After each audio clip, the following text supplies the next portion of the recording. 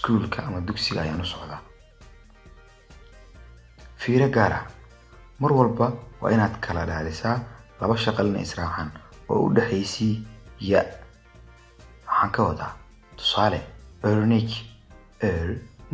tusaale araba, baa u dambeysa oo ah shaqal. sidaa darteed araba ya bindim bale, araba ya bindim.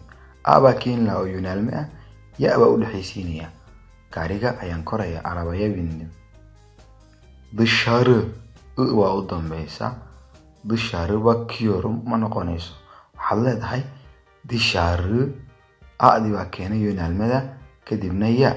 dışarıya bakıyorum, banaanka ayaan eegaya.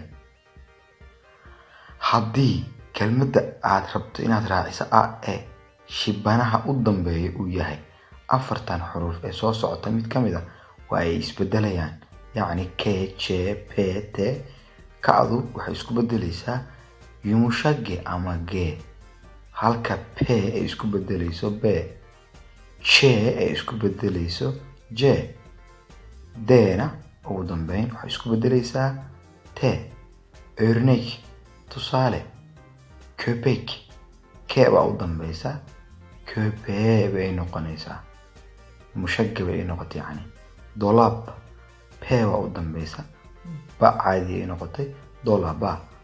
ağaç bay ahayd, ağaca. kağıt bay ahayd, kağıda bay noqotay. markana waxaan baran doonaa micnaha kelmadihii haddeer aan soo isticmaalna.